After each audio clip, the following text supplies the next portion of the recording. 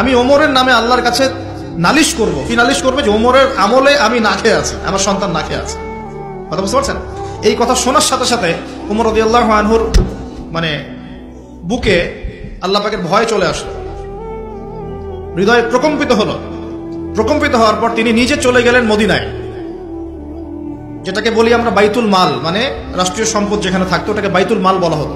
সেখান থেকে একটা আটার বস্তা নিজের কাঁধে উঠিয়েছেন, উঠিয়ে নিজে পায়ে হেঁটে ওই মহিলার বাসায় যাচ্ছেন। তার পাশে থাকা একজন সাহাবী, তিনি বলছেন, তার নাম আসলাম রাদিয়াল্লাহু আনহু, তিনি বলছেন যে ইয়া আমিরুল মুমিনিন, হে আমিরুল মুমিনিন, আমাকে দিন, আনা আহমিলুক, আমি এটাকে বহন করে নিয়ে যাই। আপনি চলেন, সাথে সমস্যা নেই, আমি বহন করে নিয়ে যাই অ্যাটলিস্ট। তখন ওমর রাদিয়াল্লাহু আনহু বলছেন, দিলের কান দিয়ে শোনেন কথাগুলো, ওমর রাদিয়াল্লাহু আনহু বলছেন, হাল আনতা তাহমিলু উযরি ইয়াউমাল কিয়ামাহ, তুমি কি কিয়ামতের মাঠে আমার পাপের বোঝা বহন করবে? সুবহানাল্লাহ, চিন্তা করে দেখেন।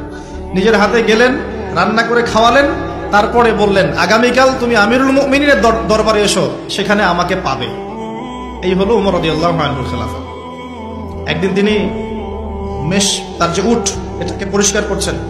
আলী রাদিয়াল্লাহু আনহু দেখে বলছেন, আমিরুল মুমিনিন, আপনি পরবর্তী জেনারেশনের জন্য অনেক কঠিন আদর্শ রেখে যাচ্ছেন, আপনি এত কাজ করছেন, তারপরে নিজের কাজও নিজে করছেন।